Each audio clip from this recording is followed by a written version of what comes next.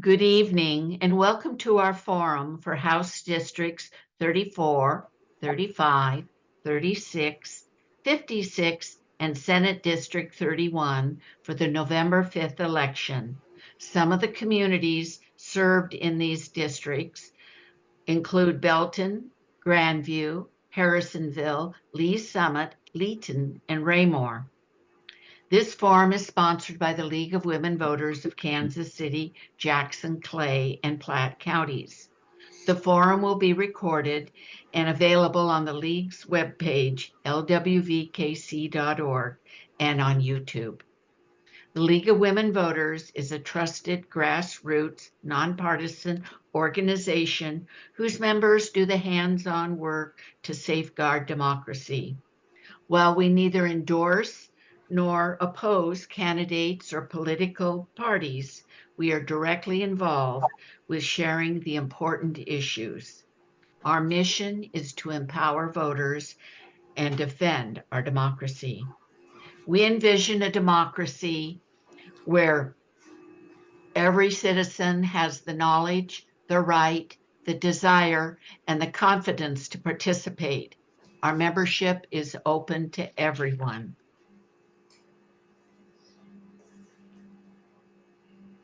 I'd like you to know the other league members volunteering with me. Cindy Schmidt is our timekeeper, and our Zoom is monitored by Janelle Shu.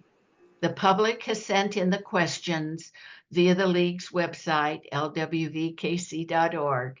Tonight, we welcome our moderator, former league president, Sandy Eads. Welcome, Sandy, and take it away.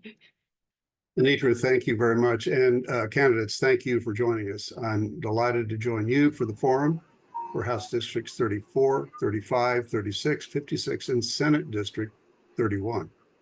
Candidates forum tonight. So tonight we're going to hear from candidates running for the opportunity to represent their district's voters. Missouri state representatives and senators work alongside the governor, create laws, and establish a state budget. Responsibilities include passing bills on public policy matters, setting levels for state spending, raising and lowering taxes, and voting to uphold or override gubernatorial vetoes. State representatives are limited to 4 two-year terms. State senators are limited to 2 four-year terms. Our forums usually last about 90 minutes, so I'll ask each candidate the same question selected from those submitted by the public. The order of candidate responses has been determined by random rotation. Each candidate will be given 90 seconds to respond to each question and 2 minutes for a closing statement. All candidates running for these districts have been invited. We welcome the candidates participating in tonight's forum. So candidates, please answer the questions asked and stick to the topic. There will be no rebuttals, but you may go back to an issue during your 2-minute closing remarks. So let us begin. I'm going to start our rotation tonight with Mr. Strickler. Kemp, as we mentioned before, please introduce yourself, tell us your education and background, and most importantly, why are you running for state legislature? Sure. Hi, everyone. And before I get started, thank you to the League of Women Voters for hosting this forum, for giving us this opportunity.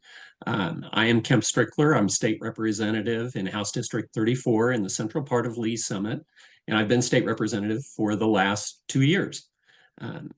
In that time, my background is I worked for 35 years at Hallmark Cards before I retired from there as a data analyst, data manager, and senior data manager. After I retired, I ran for the legislature and won 2 years ago, and I've thrown myself into the issues that are going to make a difference, that I believe make a difference for the folks in our community. I've served on 2 tax reform committees. And on those, I've supported the senior property tax credit and the elimination of taxes on Social Security income. I've worked across the aisle to help pass the bipartisan bill that stopped the proposed landfill that was going in on the edge of Raymore and Lee Summit. And I've backed our public safety and first responders and gotten $4 million into the budget for a new headquarters for the Troop A Highway Patrol here in Lee Summit. I've lived here in Lee Summit for 38 years. It's where my wife, Christy, and I raised our daughter, where we, found our friends and our faith. And I'm just running because I want to continue to work on issues that are going to make a real difference for my neighbors. So thank you very much. Carrie Engel, you're next. Please introduce yourself, education, background, and why you're running. You're muted. Okay, can you hear me now? Yes. Perfect. I want to thank the League of Women Voters and all the candidates who have are using their very precious time to let the voters know where they stand on really important issues. My name is Carrie Engel, and I have a bachelor's degree in criminal justice and policing from the University of Central Oklahoma, and a master's degree in clinical social work from the University of Kansas. Prior to being elected for the first time in 2018, I served as the adoption specialist for the Jackson County Children's Division and investigated child abuse and neglect and supervised investigators as well. I've also worked in hospitals and schools. I've worked with the most vulnerable people in our community. And I've used my time in the legislature over the past 6 years to make sure that those most vulnerable among us have a voice at the table, to make sure that all of the policies that we look at in the legislature are being viewed through the lens of making sure we're doing the most for the least. That's a huge part of who I am as a person, is a huge part of my faith. And I try to live that in the legislature every single day. I ran for office for the first time in 2018 to represent my district, to make sure that we expanded Medicaid like the voters of my district overwhelmingly did. And I am running again to make sure that our voices continue to be reflected in the legislature every single day. Thank you. Thanks very much. Pam Jenkins. Hatcher, sorry. Get your whole name there. Pam, you're next. Good evening, and I'd also like to thank the League of Women Voters for having us all here this evening. It's a great pleasure to be here. This is my very first time to ever enter into politics, and boy, did I jump in the deep end. And I am pushing myself up from the deep end and gasping for air on a daily basis. This has been quite the adventure since I signed up in February, and I appreciate many of you on this panel helping me day in and day out make it through this campaign. I am running for your state representative, District 56. And my background, I have been 36 years of real estate experience. I was the director of Sprint's real estate department for almost 30 years. And I did a tour of duty in about every possible aspect of Sprint's real estate, but most notably, I was over their network real estate, and I built data centers, labs, and SCIFs, most notably. And then I was recruited by the chairman and CEO of QTS Data Centers. QTS Data Centers is the nation's largest data center provider across the country. Due to a personal residential tragedy, I left corporate real estate and took a leave of absence, and thought I'd take care of this personal tragedy. Yes. Out of time. I'm sorry. Oh, thank you. Thanks. Next up, Raymond James.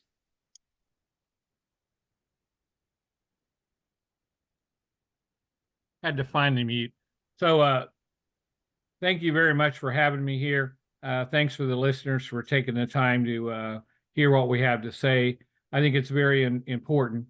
So I worked as an environmental public health specialist for about 35 years, 20 of that for the U.S. Army, retired as a master sergeant, then worked for public health at the county level,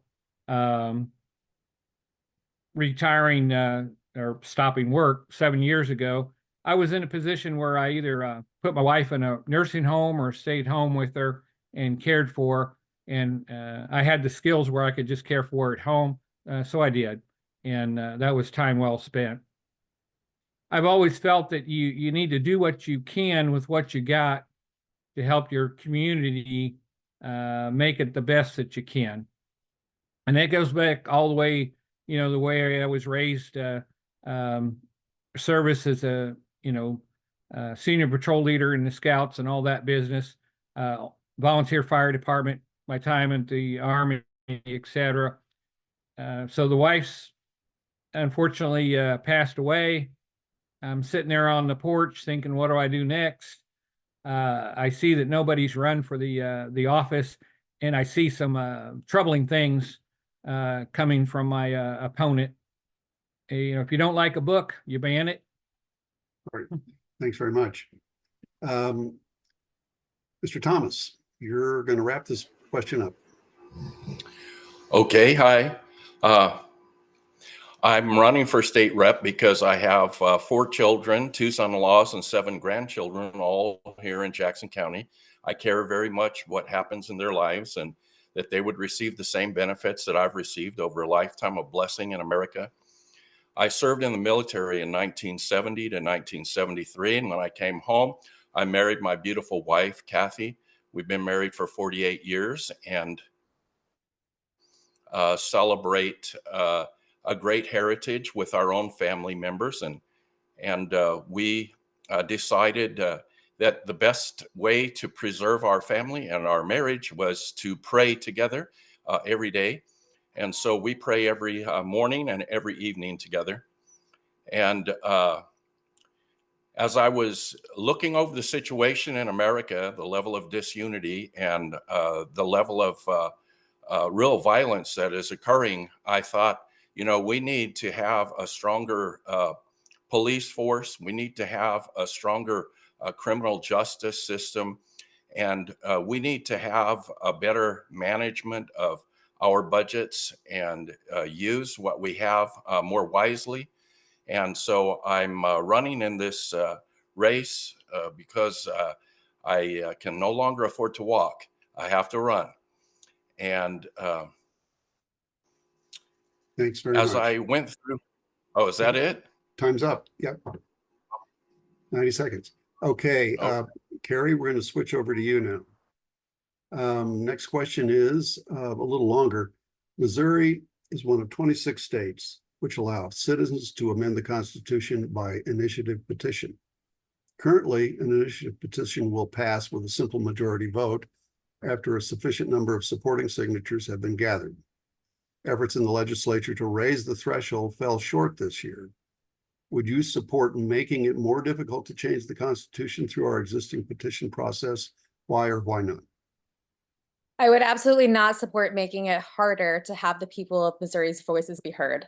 It seems really simple. My entire time in the legislature, the last 6 years, I've continually seen Republicans state time and time again that they want to make it harder to amend the Constitution, which basically means that they do not agree with how the majority of Missourians are voting on these initiative petitions on the ballot. They don't agree with them. They try to overturn them in the legislature, and then they're shocked when the people time and time again demand their rights, demand their voices be heard at the ballot box. I think that this is voter suppression. It's an attempt at it. It hasn't been successful thus far, but that doesn't mean that they'll stop. We've seen, especially with issues like Amendment 3 on the ballot, we've already heard from my colleagues, both in the House and the Senate, that they fully expect Amendment 3 to pass, and they're already preparing on ways to undermine it in January in the legislature. So it's a simple fact that the supermajority in both the House and the Senate do not respect the will of the voters. They have been given substantial power in the legislature. They don't use it effectively. And so they're trying to take that power away from the people at the ballot box through the initiative petition process. Thanks very much. Before I go on to the next person, I want to make sure everybody knows, if I need to repeat a question, no matter how long it is, please tell me. That doesn't eat into your time, but if I need to repeat it, please just say so and I will. Ray James, it's up to you on this one. Well, let me just say I agree with everything that Carrie Engel just said. I would remind folks that in the American Revolution, one of the things that our forefathers were complaining about to the King of England was he was ignoring their petitions, not letting them petition the government to correct things that they saw as being errors and things that were wrong. And I think that our system is good. I think we've had it for a long time. I think it works very well. I don't see any reason to make it harder or more expensive for a petition to be put forward, just because some of the last couple petitions have gone, if you will, against the conservatives, is no reason to change the process. The process itself is good. I just think they need to listen to the voters, which clearly want, medical marijuana, expansion of Medicaid. These are good things, and I'm glad we did them. I think yes is going to, on 3 is going to pass. And I think that's also a good thing. But to change a whole system because you don't like one issue, I can agree with that. But thank you. Thanks. Dave Thomas, your thoughts? Okay.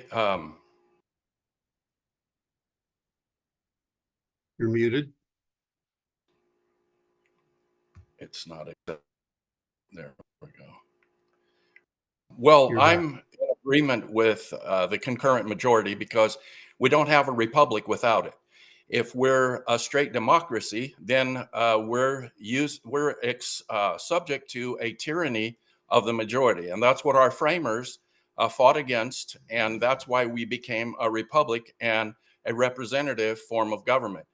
We have equal population districts, and those are called minority population. There's a majority population, which is the whole state, but there's a minority population, which is where our representatives derive from. So as our representatives are voted in, we should not circumvent their voice, because their voice represents the minority population of their own district. And that's why we can arrive at fair and just decisions throughout the state. If we rely upon a majority throughout the whole state, we're not actually adhering to the Republican form of government that our nation is founded upon. We haven't become a Republican state yet, because in the state of Missouri, we do many things by the majority of the whole population of the state, rather than including our representatives for a balance of good and healthy decisions. So I am for the concurrent majority because I believe that that is a constitutional form of representative government, which we need in the state of Missouri. Thank you. Pam Hatcher. Yes, I am in complete agreement, and I do not support this, just as Carrie indicated as well. It is a complete way of suppressing voters' desires and wishes going forward. There is absolutely no reason to change this at all in the process, and we simply need to listen to what the voters want, no matter what it is. And short and sweet, you can have your time back, because there's no need to change it. Thank you. Thanks. Carrie? You probably mean Kemp, right?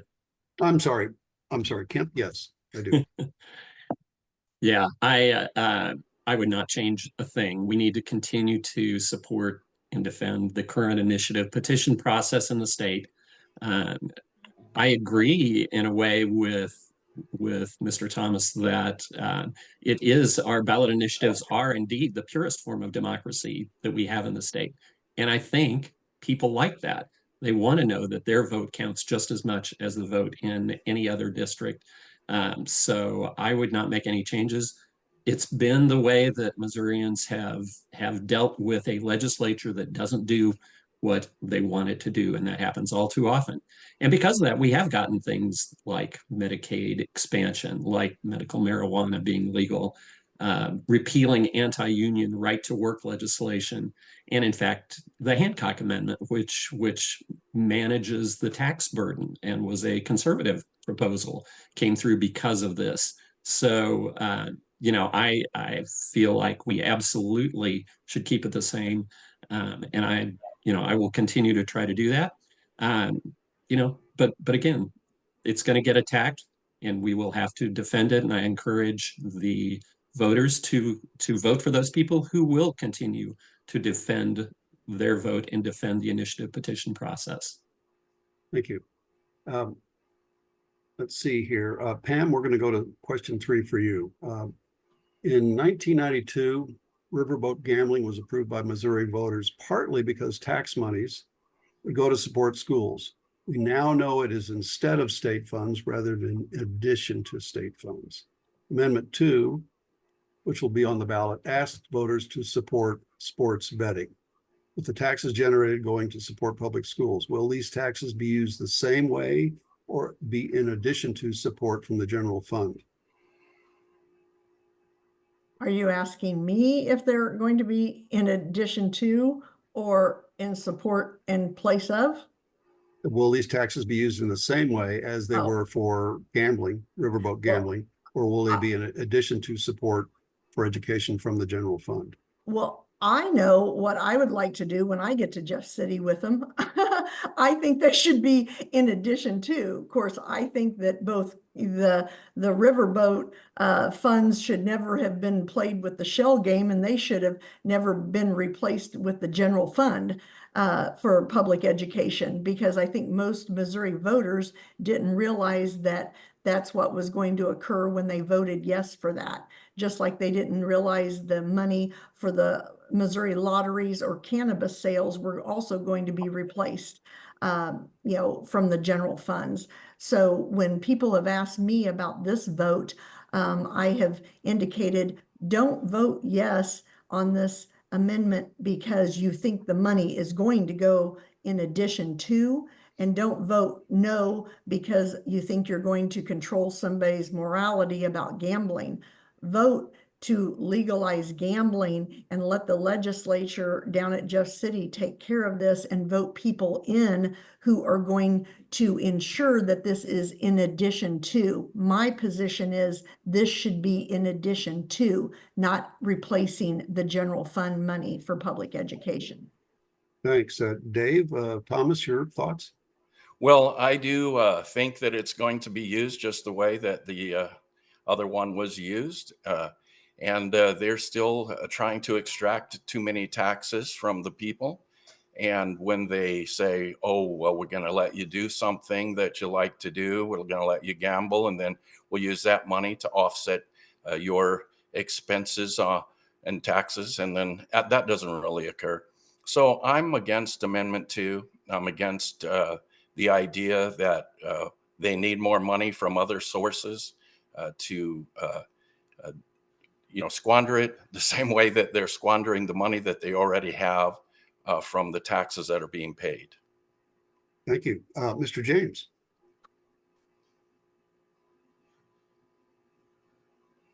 Well, I definitely like going after smart women, because I can just say I agree with Pam on this one, which makes it simple for me. But no, it needs to be money in addition to. But I, again, have in the same thing that she's done. I tell people, don't vote based on where that money's supposed to go. That's the same as ballot candy almost. The decision here is, do you let people have the freedom to make their choices and gamble or not? If you want to apply some morals to other people, you go ahead and do that. That's not what I'm doing. You have your individual rights to live your life the way you see fit. And if you want to gamble, then you should gamble. If you don't want to, don't. A lot of my decisions are based on that life, liberty, and pursuit of happiness for other people as well as yourself. So that book banning, put the book back on the shelf. You want to gamble, gamble. If you need an abortion, your decision. You decide what you're going to do. Thank you very much. Thank you. Mr. Strickler, your thoughts? Yeah. I'm glad we've got the sports betting proposal on the ballot, because I've talked to several constituents who really want it, and they've been frustrated because it's been clogged up in the legislature again for too many years. So once again, the initiative petition process is a great way for the voters to decide what they want. That being said, with regard to this specific proposal, yeah, I wish it would have been written with more money going to the state. I don't think that, like has been said before, I don't think people should vote for it because they think it's going to be a windfall for education. I just don't think you can count on that. And very honestly, we're talking about from a standpoint of dollars, $20 million per year is kind of what I'm hearing from the proponents of it, which is still pretty much a small drop in the bucket well, it is compared to our total education budget. So, I agree. If people want to support this, that's great.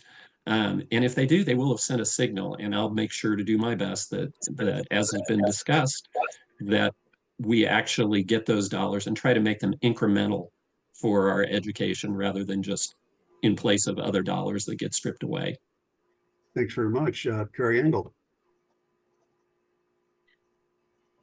At the risk of just being repetitive, I would just simply say that anytime that we're looking to either make something legal or to make it illegal, and in this case, we would be legalizing sports betting, you have to ask yourself, as it stands, it's currently illegal to engage in sports betting in the state of Missouri. How long do you think someone should serve in jail, or how many fines do you think that they should pay for betting on the Chiefs game or the Royals game yesterday? Anyone? Yeah. So we live incredibly close to Kansas, and we know that they can go over to Kansas and place a bet and then come across the state lines. We've heard mixed reviews on how much revenue that they're receiving via that. I know that it happens over on the Illinois side as well.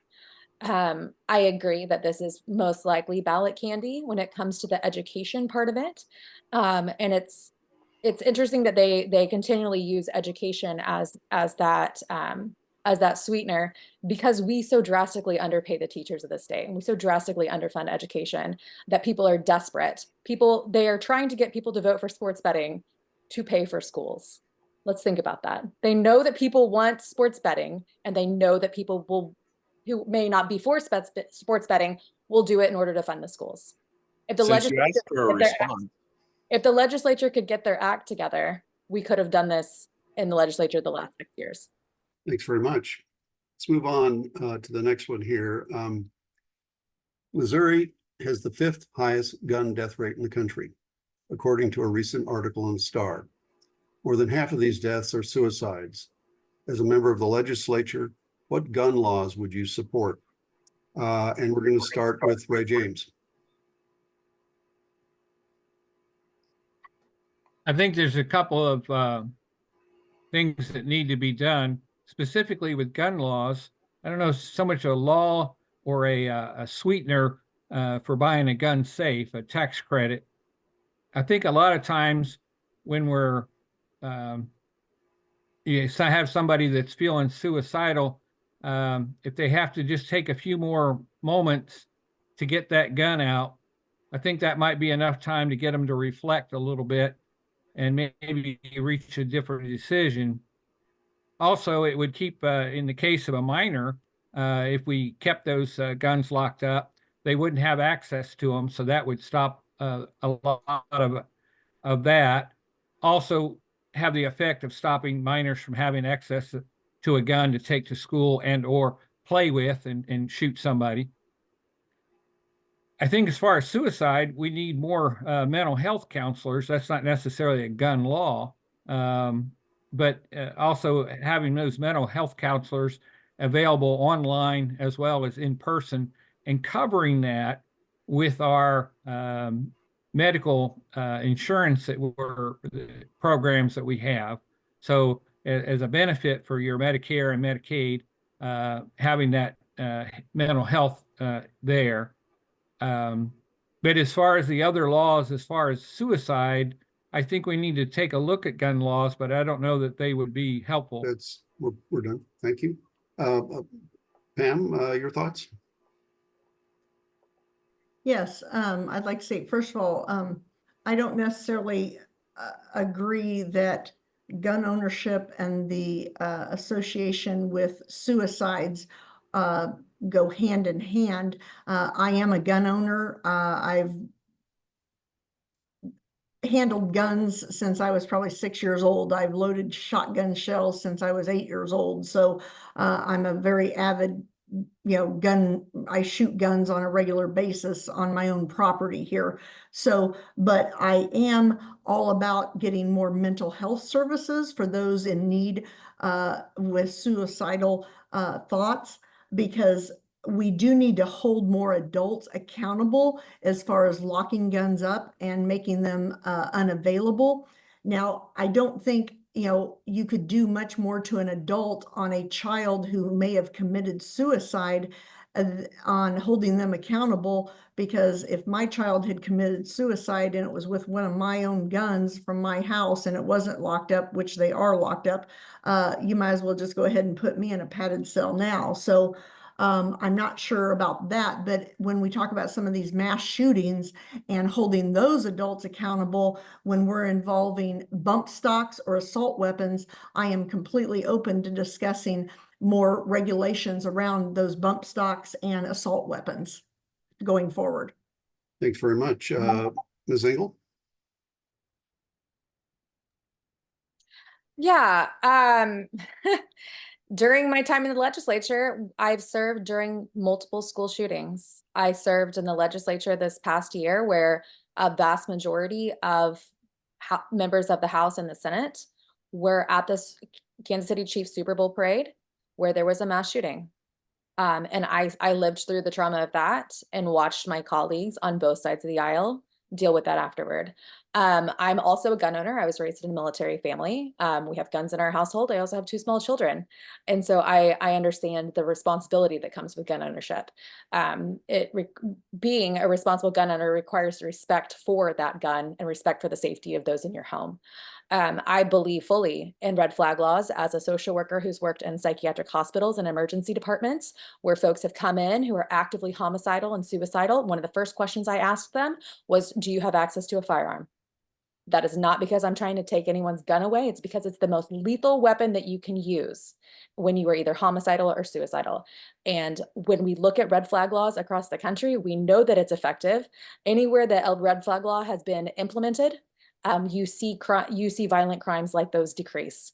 I've worked with Kansas City and St. Louis police departments. They are crying out for help with the gun problems on the streets in both Kansas City and St. Louis. And my colleagues will not address any form of sensible gun control or any kind of common sense gun ownership.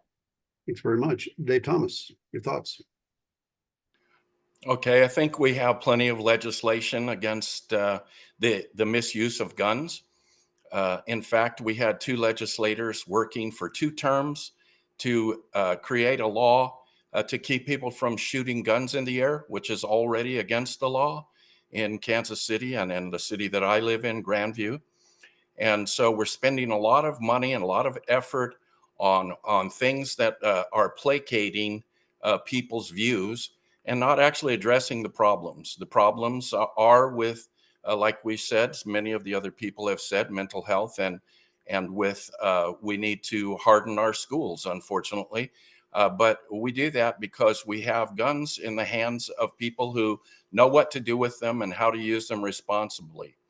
We have the Second Amendment for that very purpose, so that people who are responsible and can and should own guns, own guns. In fact, when the Second Amendment was ordained, it was almost mandatory to have guns and ammo in your home and amongst your family members for self-defense and for corporate defense, which is governmental use. And so I believe that we need to solve these problems in another way. We need to address them head on for what they are: mental health.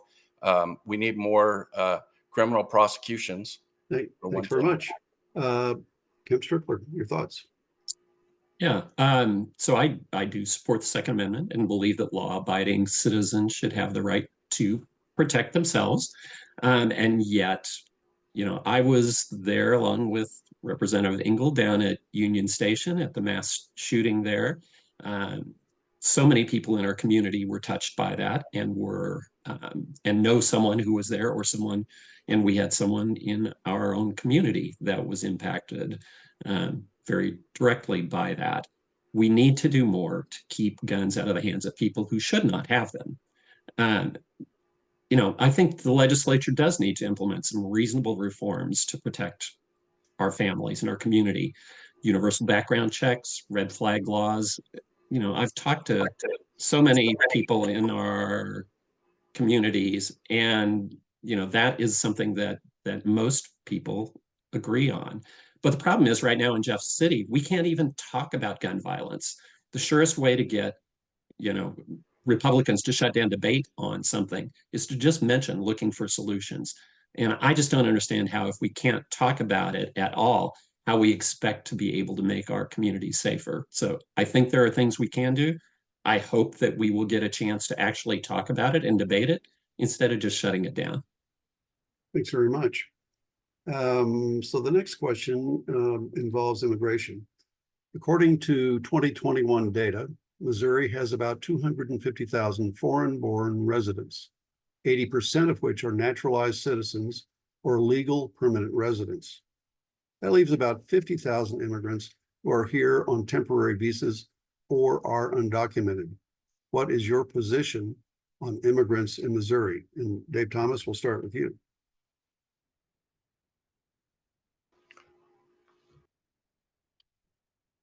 Trying to get this. There we go. Well, I think that we want to support legal immigration. In order to do that, there is a necessary,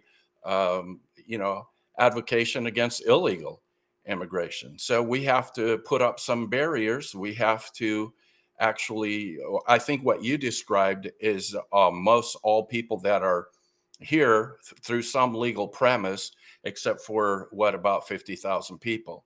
But we need to take aggressive action to keep our numbers of illegal citizens as low as possible. And that comes with not affording them the benefits that we ordinarily afford our legal immigrants and our citizens and those who are visiting legally, and supporting their own visit with their own finances. I think that this is becoming an insurmountable problem, not only throughout the nation and other states that we hear about, but right here in Missouri if we don't address it immediately. Thanks very much. Next up on this one is Ms. Hatcher. I do not support aggressive action against 50,000 people, because if the federal government actually wanted to solve this problem, they could have solved this problem. The business communities will come to a screeching halt if aggressive action is actually taken against undocumented workers, because there are not enough American workers to fill these low-paying labor jobs. If you are not actively involved in the construction industry to understand the hospitality industry, meaning lawn service, hotel rooms, laundry service, landscaping, roofers, cement workers, fencing companies, we will bring the construction in America to a dead stop, an absolute halt. If first of all, the federal government doesn't have the means or the capability to round up aggressively all the undocumented workers and take them back across the border. We don't have the means to put up a wall. And if the government actually wanted to do this, they could have done it. But American business owners don't want this done because they would actually have to pay employer taxes, and their expenses would go up and their revenues would go down. Thanks very much. Kemp? Yeah, I mean, I think we do have an issue at the nation's border that we need to address as a country, and there were federal, efforts to try to do that got shut down. But we do need to make sure that people are entering legally. We need to be able to process asylum requests and process those kind of things much faster. And we need to stop the fentanyl coming in, whether it's coming in through immigrants or through U.S. citizens. I would not do anything aggressive here in Missouri, other than dealing with the when there is crime. We certainly don't want people who have committed crime to continue to be here. But that being said, very frankly, the rhetoric around illegal crime has been really over the top. I'm on a committee that was formed this summer on illegal immigrant crimes, and we went to 6 different cities, and what we heard was that undocumented folks were frankly much more likely to be the victim of crime than they were the perpetrator of it. So we've talked to sheriffs, we've talked to police, Lee Summit in Kansas City. It's not the #1 cause of crime. So we do need to, we need to work on it federally, but at a state level, I think we just need to, frankly, deal with the laws that we already have. Mr. James?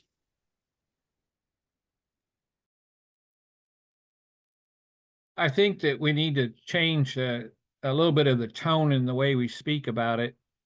We're driving some of our visitors and our students and stuff away from our universities because we have talked so bad about foreigners here in our country.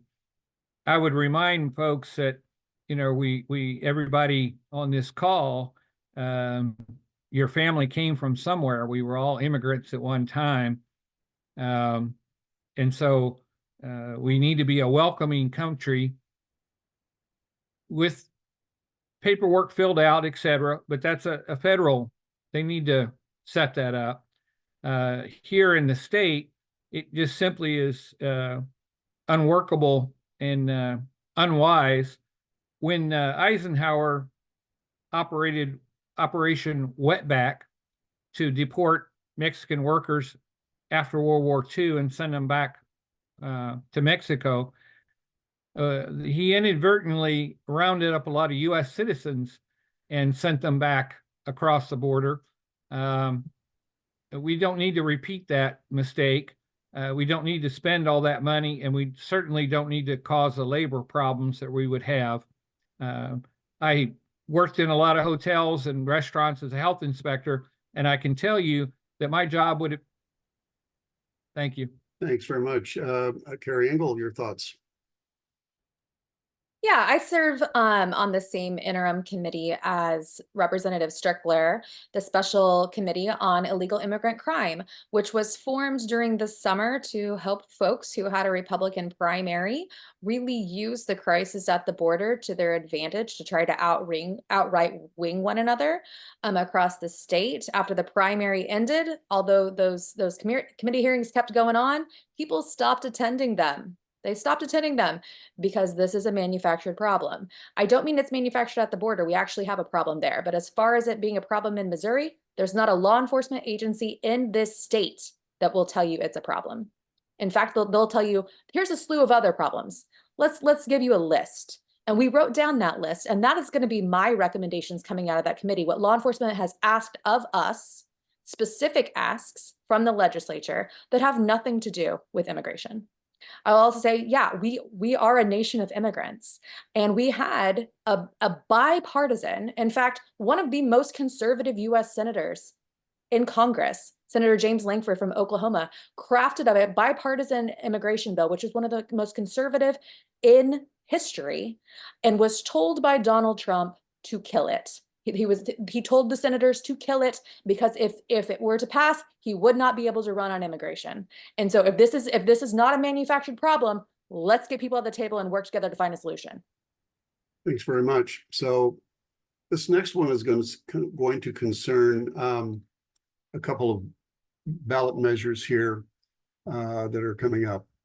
Amendment 6 would impose a $3 fee on every circuit court criminal case, which would go towards funding retirement benefits for sheriffs and other court personnel. In 2021, the Supreme Court rejected this approach as unconstitutional, saying that those fees are not reasonably related to the administration of justice. What is your position on Amendment 6? And Carrie, we're going to start with you. Well, if the Supreme Court already ruled that it's unconstitutional, then it seems like we're beating the same horse. During my time in the legislature, I've heard from sheriffs and deputies across the state that yeah, they are dangerously underfunded. Their retirement, they're having a lot of difficulty keeping rural sheriff's deputies in work. And it's not because of lack of crime or lack of need, it's because lack of people, it's because of lack of resources. This is something that we have addressed time and time again in the legislature, and once again have failed the people of Missouri. And so we're gonna throw it back on. So sometimes my friends on the other side of the aisle like that initiative petition process, don't they? They like it before the voters when it's something that they don't want to actually have to deal with in the legislature. It's incredibly important that we fund their retirement. These are folks that put their lives on the line for us every single day in really dangerous situations. We need to make sure that we take care of them the way that they've taken care of us. I think we can find a better way to do this, a way that is constitutional and will not be thrown out immediately. I think that there have been a lot of different proposals that I've seen that just couldn't get across the finish line because of dysfunction in the Senate. And I think that this is another example of that. Thanks very much. Dave, how do you feel about this one? Well, as with the other amendments, I'm against changing the Constitution by a simple majority throughout the whole state. I believe that we're circumventing our good representation or even our equal representation. Every voice in the state is represented by a House representative. And so I think we should not change the Constitution without including our representatives in that discussion. And I don't think that we're going to get anywhere with this particular amendment, as you say, and the Supreme Court has already ruled against it. I believe that we need to do things in a proper way and create legislative solutions and pay our public servants an adequate pay and retirement. Thanks. Mr. James.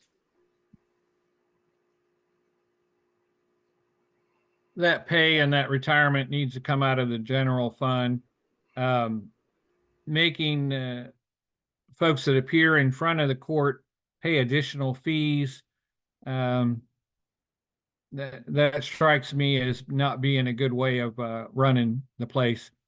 Makes me think of the speed trap along a highway where you've got a whole police department completely funded by issuing speeding tickets to out-of-town visitors that didn't realize that you had a 10-foot strip where the speed limit dropped down to 25 from 35. It's just not a good way of doing business. I think that, like I say, it should come out of the general revenue funds and not be on the backs of the folks that got it themselves a little sideways, just to make sure that we don't abuse that ticketing process. Thank you. Mr. Strickler, your thoughts? Yeah, I agree with Mr. James on this one. It's, there needs to be a solution for the sheriffs, for the prosecutors. This isn't it. This is not the best way. It forces a sort of perverse incentive to arrest more people, which, again, I don't think is the right way. Plus, it's also just not an effective way to fund a pension, is through those kind of fees that can go up or down in a given time frame. So the legislature just needs to get its act together, find a solution through general revenue, and I'm a no on this one. Thanks very much. Pam, your thoughts? Yeah, this seems really simple to me. I'm a no on this. There needs to be a solution, and the people that we pay to go to Jeff City needs to figure this out. Very simple. Even if the Missouri voters were to pass this, the Supreme Court has already ruled on this before, so it's going to come right back to us. So everybody in Jeff City, get to work, roll up your sleeves, and figure this one out. Thank you. Another amendment question here. Amendment 7, also proposed by the legislature, is a two-parter. It would forbid ranked choice voting, which is essentially a means of having an instant runoff in elections in which there are multiple candidates. It also states that only U.S. citizens would be allowed to vote, which is already the law in every state, including Missouri. What is your position on Amendment 7? And Carrie, we're going to start with you.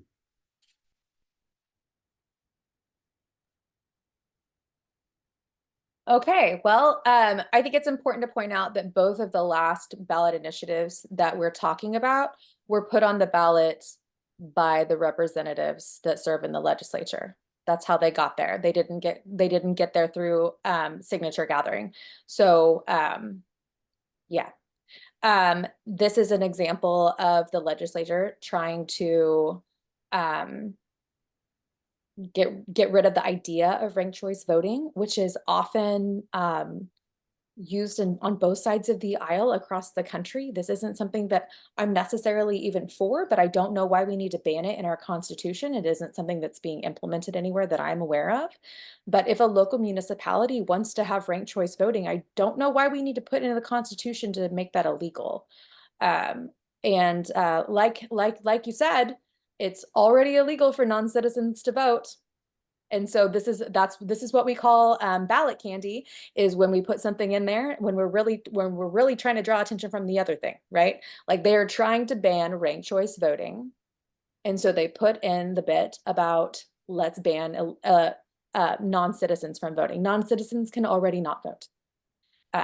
Secretary Jay Ashcroft has said numerous times in front of committees that I serve on that we don't have a problem with voter fraud, yet we need to keep putting this in the Constitution. Okay, that makes total sense. Thanks. Pam?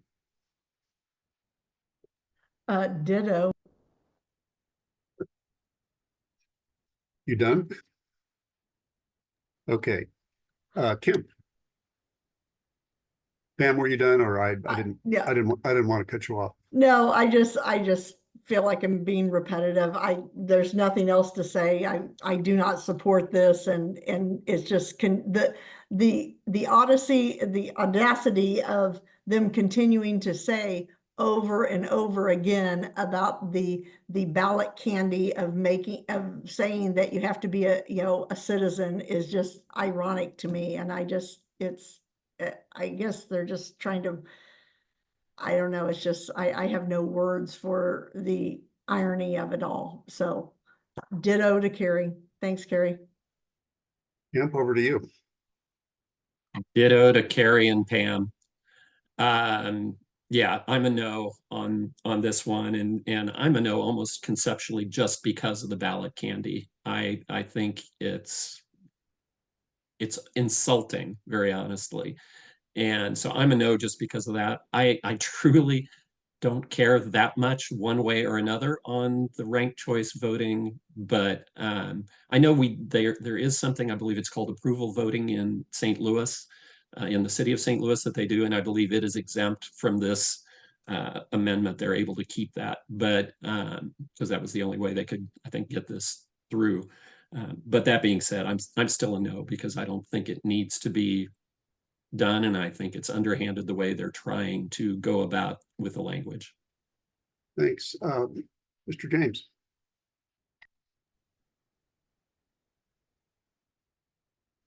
I guess I should start by saying ditto. My reasons are maybe slightly different, but if we believe in small government and letting citizens in that small government unit, whether that's a city, a county, whatever, governing themselves as they see fit, if a county or a city wants to use ranked choice voting for their local city council or something, they should be able to do that. I don't think we need it in our state constitution saying you can't do that. Again, I don't think anybody's doing it. I think most voters don't understand it and will probably never adopt it any time in my lifetime, with so much distrust in our current system. People saying everybody's cheating everywhere when it's not actually happening. But yeah, I'm not for it. Thank you. Thanks. Dave Thomas. Okay, so again, I'm not in favor of the way that that we're ramrodding bills like this. Put changes to our Constitution should not be made in this way. However, I'm not against the premise of either one of those. Either the clarification that it's American citizen, or that there's too many already complicated voting systems.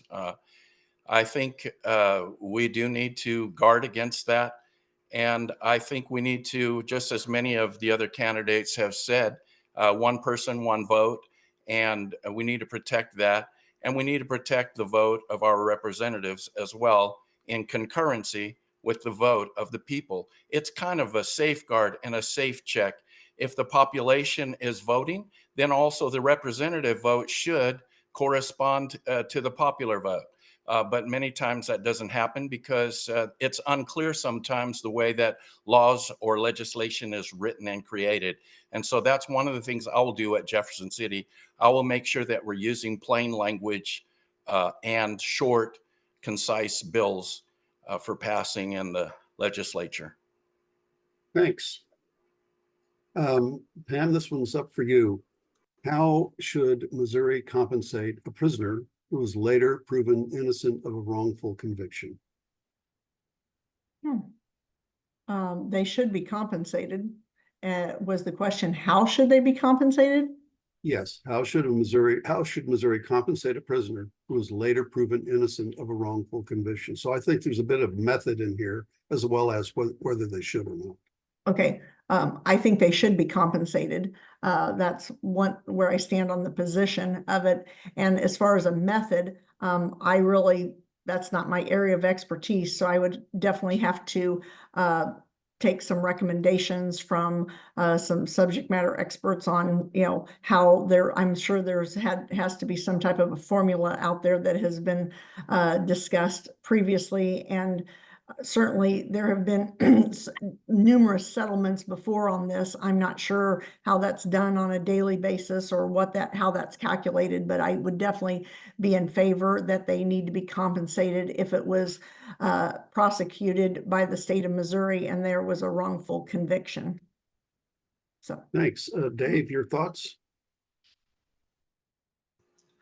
Okay, yes, I think they should be compensated, and something near 1/2 of what they would normally have earned on their own in that period. And that's something that's very, hard to determine.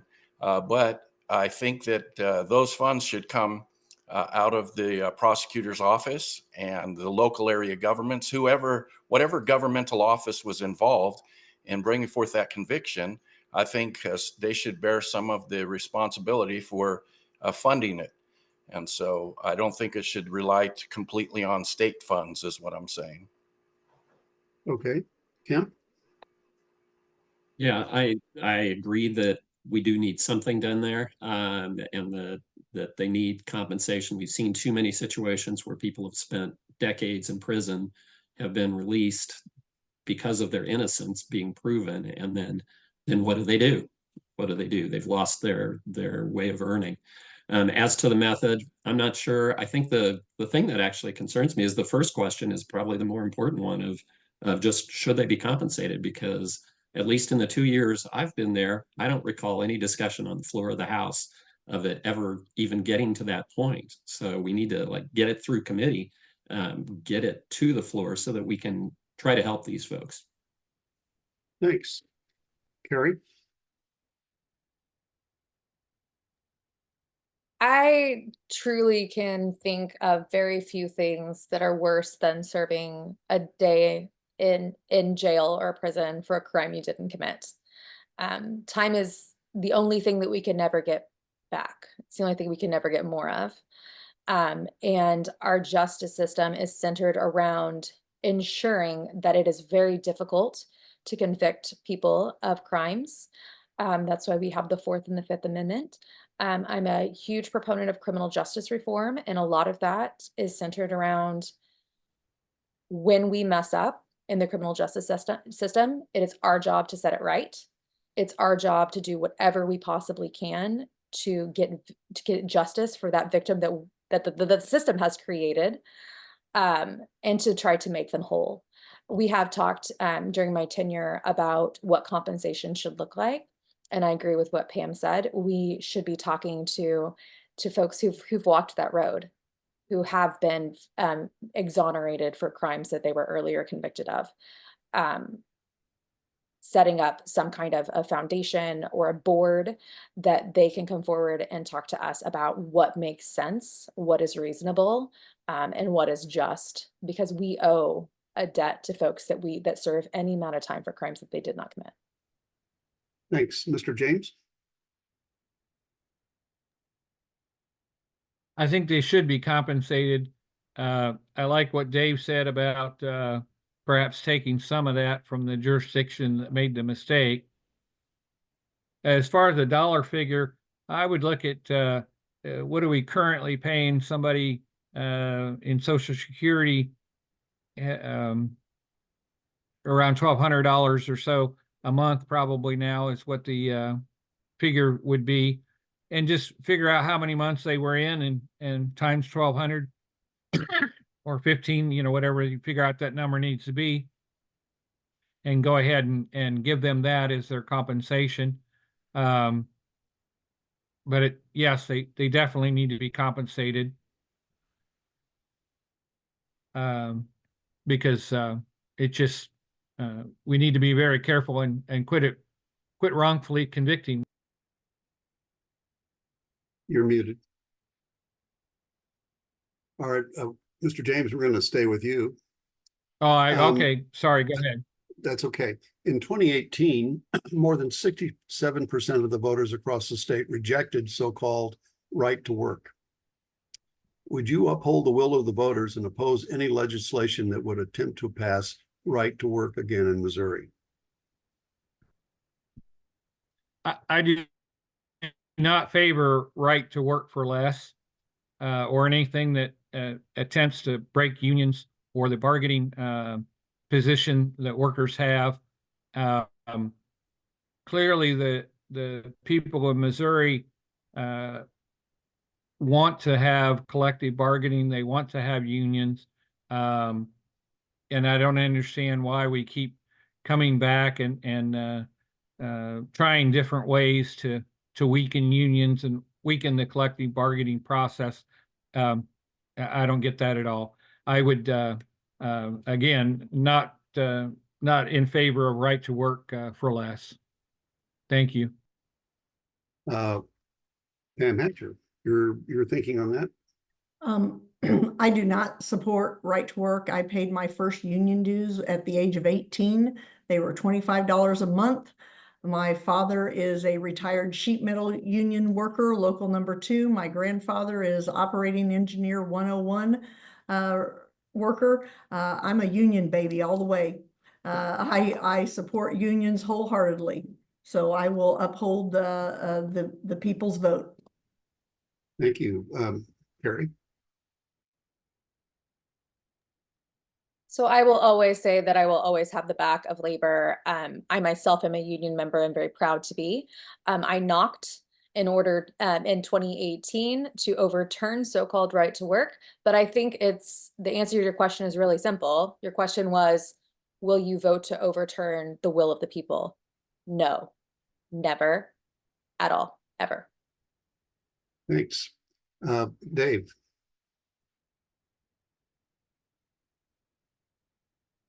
You're muted. Seem to be working. There we go. Okay, I was using the space bar, but I hit the space bar and nothing happened. So, well, I have been a union all my life. I was a locomotive engineer for 28 years, and I was in the Boilermakers Union before that, and operating engineers local 3. I got jobs in the union because those were the biggest wages that I could earn. And so if that's the case, great. But I do believe that persons should have the right to work. I believe that persons should be able to negotiate for themselves their own wages or their own salary with employers, and sometimes that will work in the benefit of the persons and the persons involved. So I think that I'm for the right to work, and I'm also happy for the unions to negotiate their contracts and have the solidarity of their membership and get good benefits and good wages for the people that they represent. Thanks. Mr. Strickler, you're got the last word on this. Yeah, well, I absolutely would oppose right to work. This wasn't by any stretch of the imagination when Missouri voters voted. This was not 50% plus one. This was 67% to 33%. It was a crushing statement that was made by the voters. And to think that we should try to do something legislatively, like at least one of my Republican colleagues said on the microphone of the House in the last week of session, I think is ridiculous. The voters spoke in huge numbers, and we should listen to them. So no, I absolutely will oppose right to work as long as I'm in the legislature. Thanks. Dave, over to you. Do you support Amendment 3, the Right to Reproductive Freedom Initiative? Will you commit to upholding the will of the voters if it passes? Again, I am against changing the Constitution through this methodology without soliciting the vote or opinion of the equal represented minority populations. And so I believe that life begins at the moment of conception and implantation in the mother's womb. I believe that the Constitution is built to support life and defend life, and we shouldn't alter the Constitution because of abortion or any other reproductive right. The reproductive rights we have comes from nature, and we must honor that and respect that. And every person begins in the same way. It's not a mystery. All of us are implanted in our mother's womb and created a body from that time forward. And life and liberty and pursuit of happiness applies to babies just as well as adults. Thank you, Kim. The question was, do you support it, and will you commit to upholding the will of the voters? In the last answer, I didn't hear the commit to upholding the will of the voters. I will do both. I do support it, and I will absolutely support the will of the voters on this. I trust women, and I trust them to make the best decisions for their health care. It's a personal decision, and the government should not be in the middle of these decisions, because if they can get in the middle of these decisions, they can get in the middle of any decisions. We need to restore to women the rights to their own healthcare decisions. And I really firmly believe that's going to happen, because that's why my Republican colleagues worked so hard to make the initiative petition process harder. But the thing I think I want people to think about on this is, even when Amendment 3 passes, our Republican colleagues are going to start immediately picking away at it, picking apart the pieces of it, if not outright trying to overturn it, as they did with Clean Missouri a few years back. So if you, as watching, are in favor of reproductive rights and vote for Amendment 3, you need to vote for your Democratic legislators who are also going to protect it once it becomes law. Thank you, Ray James. Yes, on 3, I support it. I gathered signatures for it. I was very happy and proud to take those petitions, push those boxes of petitions into the Secretary of State's office for turn-in. That's the old guy in the blue that you saw the pictures of. Couldn't have been more pleased with that citizen participation in that. I will uphold the will of the voters. We need to trust women. They know what's best for them, their family, and this whole discussion about when life begins, etc. We're a secular government. We have separation of church and state, And that's up to that person's religion for them to make their decision, not the government. Thank you. Thanks. Pam? Yes, I will vote yes and support Amendment 3, and I will support the will of the people.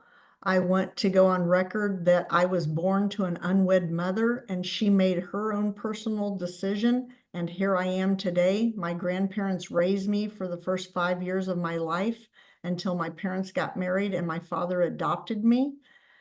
I also, though, when conception occurred and inception arose, my husband and I had a 16-week-old fetus on our 1-year anniversary, and my doctor told me it was unviable. I was given the choice to go home and let my body naturally abort it, in which I could hemorrhage, I could develop sepsis, I could have all sorts of other types of health concerns, including not being able to conceive another child.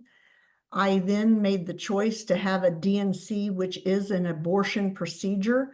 That was my decision and my husband's decision, along with my doctor giving me guidance.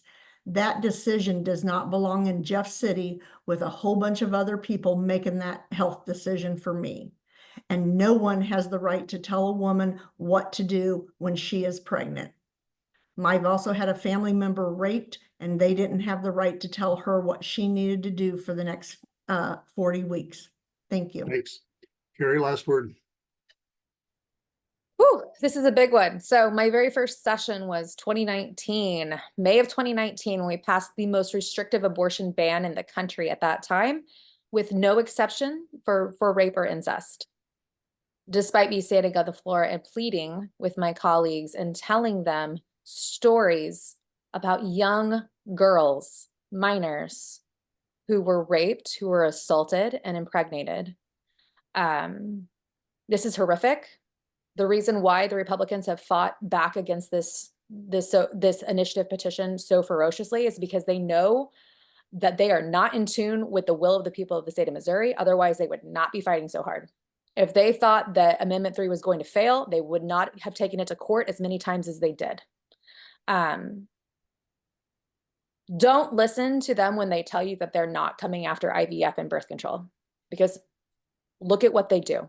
Look at what they do. Look at the bills that they file. Look at what they say in committee. Look at what they say on the floor. I have watched as they've tried to ban access to IUDs. I have watched as they've tried to ban treatment for ectopic pregnancies. This is very real, and the debate over IVF is alive and well. And so this is not about life. This is about control. I absolutely support Amendment 3, and I support the will of the people of Missouri to get their rights back. Thanks very much.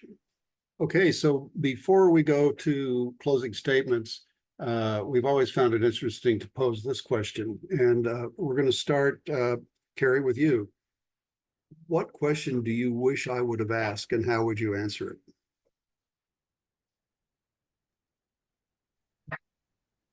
I wish you had asked me what my least favorite thing about serving in the legislature was, because it's a question that I get asked pretty frequently, and I've had time to think about it. And I would say my biggest disappointment is not being a member of the super minority. I'm used to that. It's been 6 years. It's watching my colleagues vote against the best interests of their constituents because of their leadership, because the leadership of their caucus is putting pressure on them to vote against what they know is right, what they know is just. And then they come to me afterward and apologize and feel badly about it. Your intent when you vote, I guess you can try to explain that to voters, but what matters is how you vote. And that's what we're there to do. At the end of the day, we are there to push a button, and you are responsible for the impact and the ramifications of how you vote. And so that's been the most disappointing part, is people turning away from what they know is right, what their constituents want them to do, because of access to political power and because of political pressure. Thanks. Dave, what question should I have asked and how would you answer it? Well, I would have appreciated if you would ask me, what is the foundation for government and what entitles people to tell other people what to do? And I would answer you that in our nation, we submit ourselves to the same truths that God makes known about himself. Or you could put it the way that our framers did in the Declaration, which said that all men are created equal. And they use a phrase called nature's God. And so we see God expressing himself in nature, and we call that self-evident truths. And so that's one of the premise foundations of our government in America, is that we honor the same foundation truths. And one of those truths is that we are all created equal in the same process through the union between a man and a woman, and through the conception and implantation in the mother's womb. And so I appreciate that our government is built this way, so that it's not about one person or 100 persons' opinion greater than the same opinion that we must all agree to.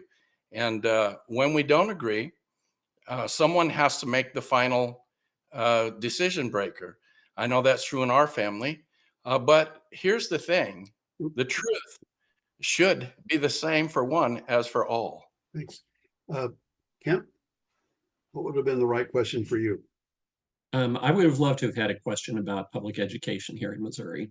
And for me, as the husband and as the son of retired public school teachers, and as the only candidate in my race that's endorsed by all the public school teacher and administrator groups, I firmly believe in the importance of supporting our schools. And I'm going to do everything in my power to do so. My district is in Lee Summit. We have great schools there. I want to keep them that way.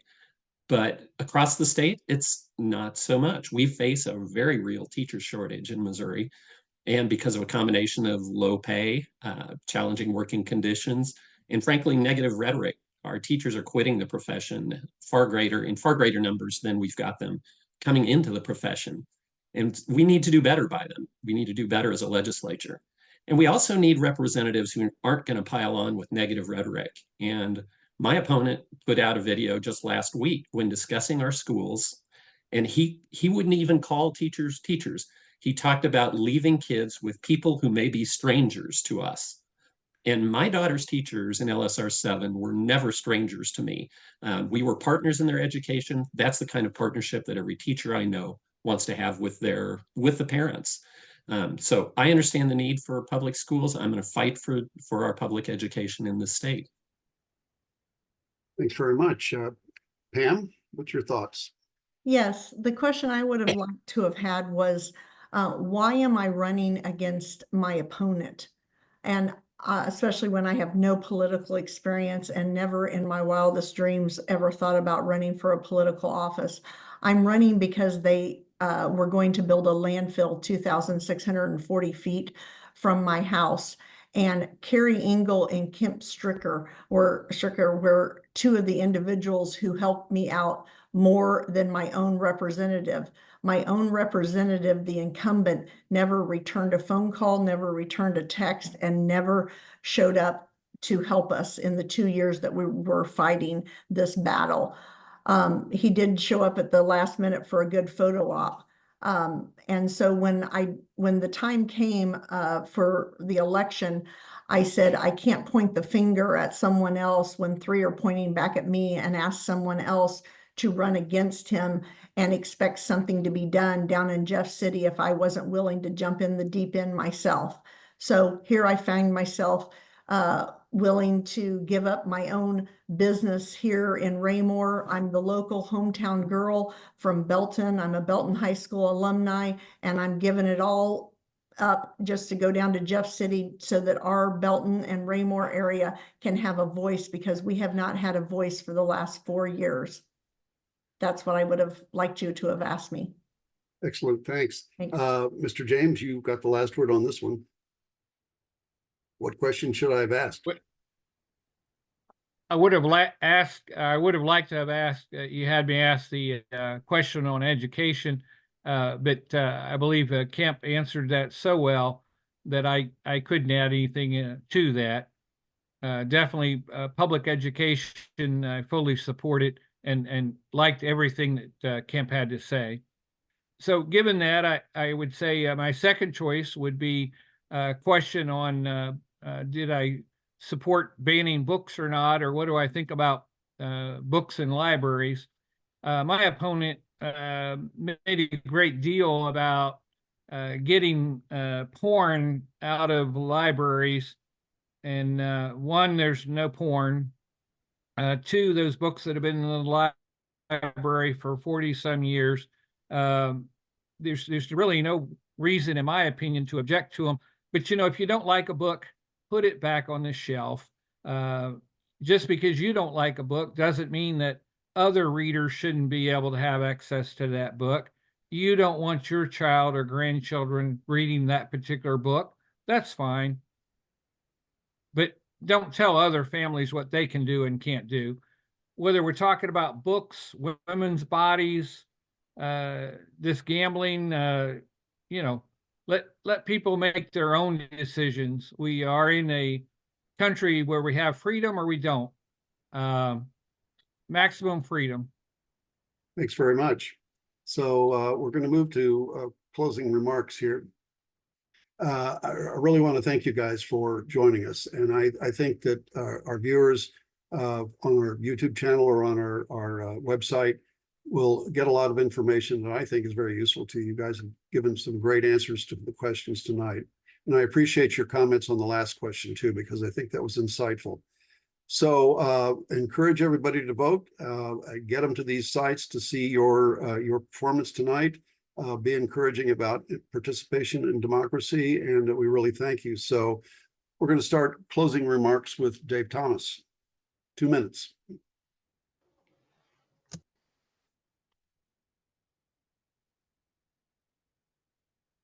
It doesn't work. There we go. I talked to some of my constituents today. Yesterday, I prayed with a woman at her door, and I had a wonderful time with a woman today who asked me, well, which side of the flag do you serve on? And I said, well, I began my life serving on both sides of the flag when I served in the military from 1970 to 1973. And I want to serve again at Jefferson City with the same zeal and the same purpose, which is freedom, liberty, life, and abundance for all of us. And we come to a more perfect union when we agree with the foundational truths that set our nation apart from all the other nations. When we made the declaration and we gave the reason why we were forming a nation and why we had a right to form this nation, and that right comes from God. It comes as inalienable. And we do everything just like God does through voluntary solicitation.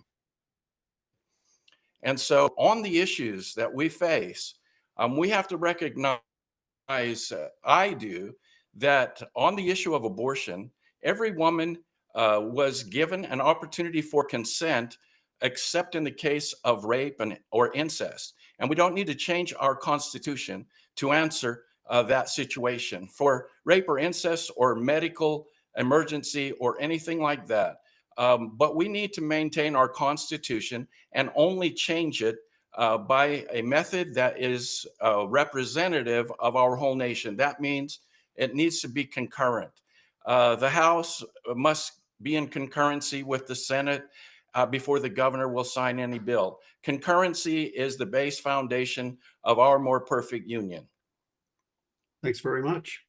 Kemp Strickler, your thoughts? Yeah, first I want to thank you again. Thanks to the League of Women Voters for this opportunity to participate in the forum, and thanks to all the other candidates for being here. To the voters of District 34, I also want to thank you for letting me represent you for the last 2 years. As your representative, I've tried to fight for things that really matter, things that will affect people's lives. I worked across the aisle to fight against the proposed landfill that Pam mentioned near the edge of Lee Summit. I voted for the senior property tax freeze, which is going to help keep seniors in their homes. I voted for the bill which eliminates all Missouri state taxes on Social Security income. And I got $4 million into the House budget to help build a new Highway Patrol headquarters for Troop A here in Lee Summit. Those are the kind of things that really matter to people. Now, I am so appreciative of the forum. It's an opportunity to view the perspectives of all of us candidates. I am disappointed that my opponent decided it wasn't worth the time to share those points of view with you all. And if he's not going to share the time before he gets elected, why would we believe that he's going to, make time for you after, if he gets elected? But I will say, I think there is a clear choice in this race, which is fine. It's good, and you should know those choices. I've worked to support and improve our schools. My opponent has said that he's going to go for school choice, which in his vernacular means taxpayers paying for vouchers for private schools. If Amendment 3 passes, which I think it will, I'm going to fight to uphold the will of the voters. My opponent will join with his Republican colleagues to try to overturn their vote at every chance. So if you believe that you want a state government that should spend its time working on issues that really matter to you, I hope you will support my campaign by visiting my website, kempstrickler.com, and voting for me on November 5th. And once again, thank you. Thanks very much. Mr. James? I too want to thank everybody for being here tonight, your participation, for the league for putting this on, and for the viewers, listeners out there. And I would point out that I, was unable to participate in one of these forums during the primaries because the Republican candidates chose not to attend, and so they chose to cancel it. I thank you for having it tonight, even though my opponent is not here. So I support civil rights, equal rights, and reproductive rights. That's what I'm running on. The reason why I'm doing that is because my opponent, who was described by his own governor as being intentionally dysfunctional, opposes all those things. He seems to very much want to impose his view of how you should behave in your personal life, in your bedroom, etc., on you, rather than having you make those decisions for yourself. And I would tell you, if it's a book, put it back on the shelf. You make your decisions on your health care yourself, and not the government. And please vote for me, Raymond James, for Missouri Senate 31. Thank you. Thank you. Carrie? I want to thank the League of Women Voters again for hosting these forums. This is the 4th forum that I've attended over the last 6 years. It's always a pleasure. The more that we can be out in front of our voters and our constituents, so they can hear our thoughts and our views on things, and then they can get with us and follow up about anything else they want to know, the better. I believe that in government transparency, and I believe that the more that we are there for the people that we serve, the better we can function as a government, and the better we can serve them as well. It has been the honor of my life to represent the good people of House District 35 for the past 6 years, and it would be an honor to spend the next 2 years serving them as well. I have enjoyed success in the legislature, getting pieces of legislation across the finish line, even through the dysfunction and the log jams that we've seen. I've focused on common sense, rational approaches to governing, because that still exists. And the people of Missouri deserve that. They deserve to have representatives and senators who are fighting for their best interest, that are fighting for normalcy, that are fighting for boring government.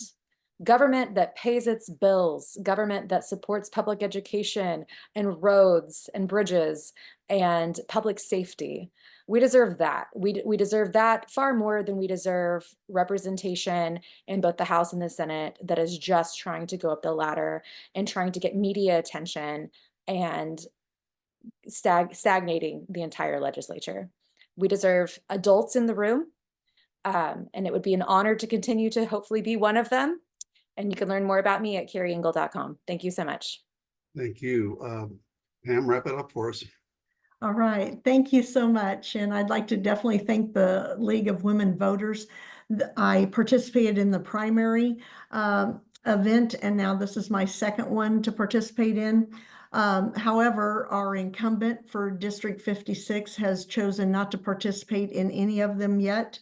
And I'm very sorry for our voters and our constituents in District 56, because that seems to be a common theme with our current incumbent who has been serving us for 4 years. And we do not have a voice down in Jeff City, which is what our issue is.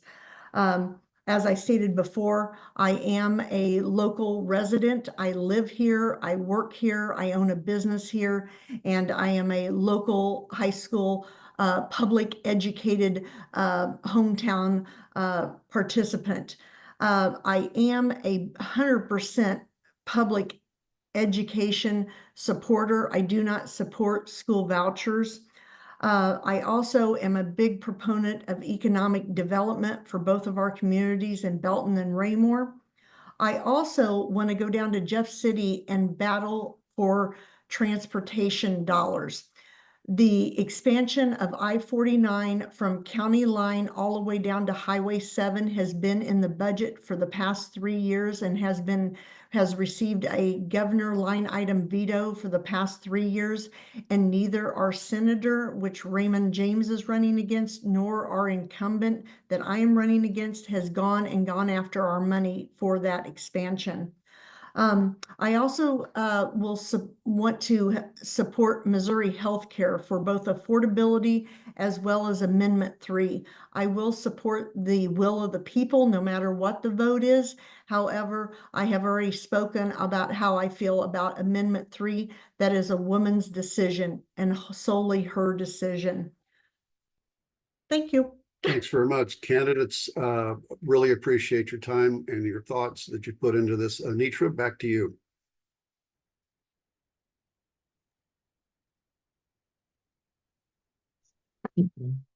Thank you, candidates. And thank you, audience, for your interest in the November election. A recording of this forum will be available on the League's website, lwvkc.org. Please take a moment to share our forums via your Facebook, Nextdoor, and other social media channels. And remember, for voting and candidate information, visit lwvkc.org and vote411.org. Thank you very much. Good night.